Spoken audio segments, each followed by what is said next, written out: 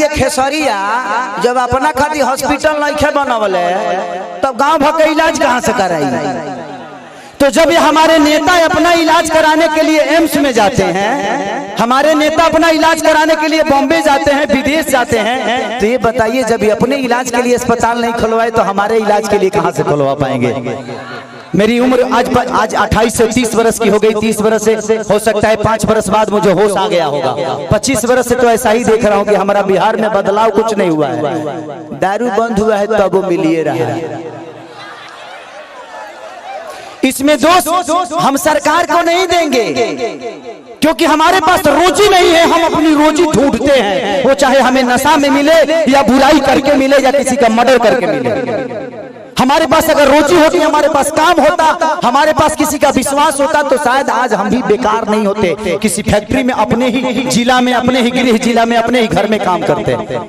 तो जब इंसान बेकार होता है तो वो गलत काम करता है। तो गलत काम कभी होता है जब इंसान फुर्सत में होला। गलत काम हो टाइम ना मिले। सही बताओ, तार गेहूं के दवरी आई तो तू दूसरे के टिकोड़ा तुरे जीवो, तू अपन गेहूं दई बना। तो जब हमारे पास अपना वर्क होता, हमारे पास फैक्ट्रियां होती, तो आज हमारे भी घर की औरतें अपने पति के साथ रहती। ये अपने पति के लिए तरसती नहीं कि होली में आएंगे तो दीपावली में आएंगे।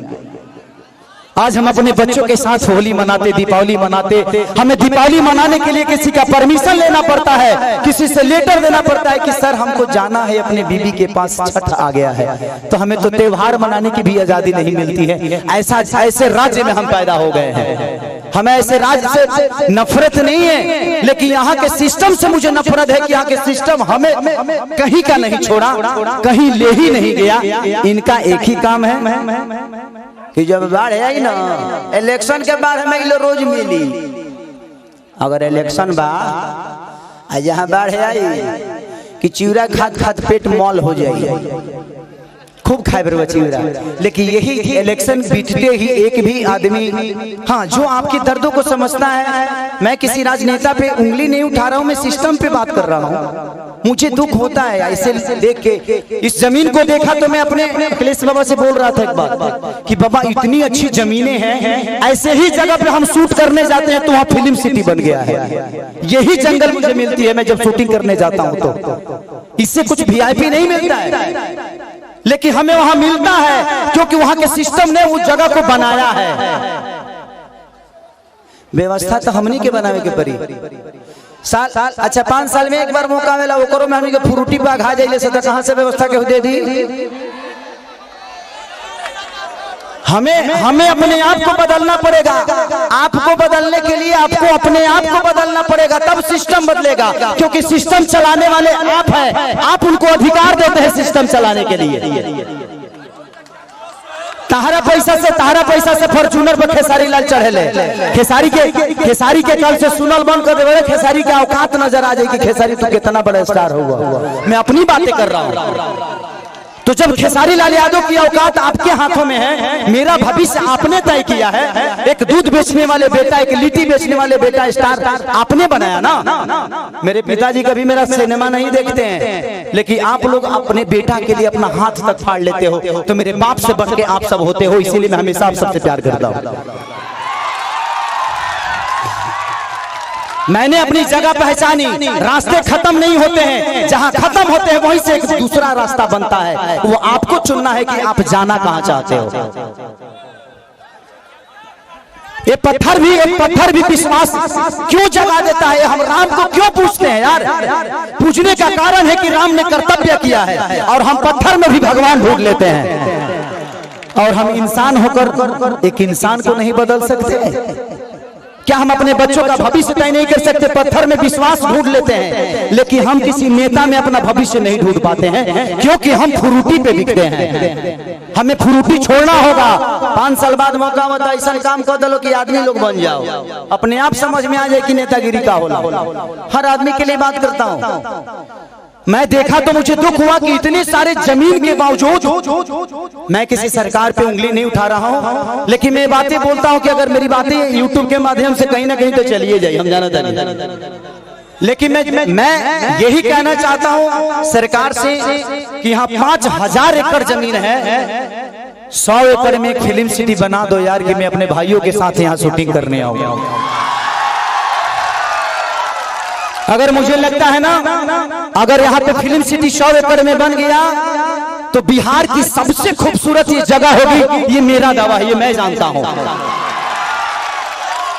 और पूरी दुनिया यहाँ पे आएगी शूटिंग करने, चाहे वो सलमान खान हो, अमिताभ बच्चन हो या अक्षय कुमार हो। खेसरिया के तक घर है तो झड़ो फिरे खाती चले, हमार तो बतिया हटा दे, हम तो घर के बेटा हैं, ये जमीन के उपजल एगो अनाज है। लेकिन दुख होता है, हमके बड़ा दुख लगल है, ऐसा नहीं होता। ये जगह देख के दुख ना लगल है, इतना सुंदर जगह बाने ओकरा बावजूद हमनी के अपना जमीन पर फसल नहीं किस उगा पावत। ई हमनी के ब्रह्मणा बा, हमनी के कितना तकलीफ में बानी जा। अरे आप पिता हैं, क्या कहूँ? अरे वो तो बहुत दूर की बात कह दीजिए, मुँह हम लोगों को चलने के लिए रोड नहीं मिल रहा है। देखिए यहाँ से वहाँ से एक बार एग्रीमेंट भी हुआ था, सरकार बनने नहीं दे रही है। हम लोग क्या करें, अब कोई रास्ता नहीं मिल रहा है। तिल्हार से यहाँ आने जाने के लिए सेमरा तक रोड हुआ था, सरकार वन विभाग करने नहीं दे रहा है। ये तो बड़ी बात कह दी, 500 बीघा काम करने के लिए। एगो बात बताई, हम बहुत गरीब परिवार के बेटे लगे 50-100 करोड़ 200 करोड़ रुपया नहीं थे, लेकिन भगवान अगर हमके बहुत बड़ा जहिया बना दी है ना, हम वादा करते नहीं। हम इसे वादा करके देखिए, हम नेता ना है, हमके वोट नहीं खेले बेके और वो लोग बिना आशीर्वाद दिले हमारे खातिर बहुत बात। हम वादा करते नहीं कि भगवान अगर हमके बहुत बड़ा आदमी बना दे ना, तो हम अपना पैसा से फिल्म सिटी बनाए भेजी गया, जमीन लोग इसलिए इतना नीमन जगह हम साउथ में, अभी साउथ के सिनेमा करके नहीं है, इतना नीमन जगह हमके साउथ में ना मिला। हम अपना जीवन में पहली बार इस जगह पाइल भाई, इस जगह पे आया, इस जगह पे आके ऐसा लगा जी यहाँ जन्नत है। और यहाँ पत्थर नहीं, यहाँ हर पत्थर पे एक इतिहास बना हुआ है, बस लोगों को पढ़ना आना चाहिए। लेकिन मुझे नहीं लगता कि इस सरकार को कभी ये पत्थर नजर आएगी। इनके नजर में ये पत्थर है, क्योंकि इसके लिए आपने मंदिर नहीं बनाया ना। एक पत्थर को रख के जब हम मंदिर बना देते हैं तो उसमें जल चढ़ने लगता है। आज इस पत्थर पे आप मंदिर बना दीजिए, देखिए सारे भक्त जल चढ़ाना शुरू करेंगे और ये हमारे लिए मंदिर नहीं, भगवान का मूर्ति बन जाएगा यही पत्थर। लेकिन सरकार के नजर में एक मामूली ये पत्थर है, लेकिन वो मंदिर बना दे तो शायद ये पूजनीय हो जाए, लेकिन शायद ये लोग नहीं बना पाएंगे। हम 30 साल से तो यही बोलते आ रहे हैं, लेकिन लोगों को लगता है कि मैं राजनीति करने लगता हूँ। मन करना चाहिए, हमारा 25 साल 30 साल हम हीरो में ठीक बनी, नेता बन जब तो कहीं सटे के मिली हो, वही तो हर जगह देखे बात कोनो फोटो नहीं खींचो है ना। अभी बताओ जो हैंगा धइयो लेते तो केहू कुछ बोले वाला नहीं खलो, ऐसे हमारा नेता नहीं बने। हमको कुर्सी नहीं चाहिए, हमको कुर्सी पे बैठने वाले वो लोग चाहिए जो मैं चाहता हूं कि हर आदमी एक घर में नेता है। आप अपने घर को चलाते हैं तो आप नेता ही तो हैं। आप अपने घर को चलाते हैं, आप 6 आदमी को चलाते हैं, यहाँ 12 करोड़ जनता को मुख्यमंत्री चलाते हैं, तो उनको पावर दिए है तब ना। तो इसीलिए मैं चाहता हूं कि आप लोग अपना भविष्य तय करिए। इस जगह से मुझे बहुत प्यार हुआ बबन भैया, मैं आज अपने चाचा के पुण्यतिथि में आके बहुत मैंने इतना गर्व महसूस करे थे कि क्या बताई, भगवान हमके इतना। तो अच्छा लगे तो वीडियो को लाइक करें, सब्सक्राइब करें और कमेंट करना ना भूलें।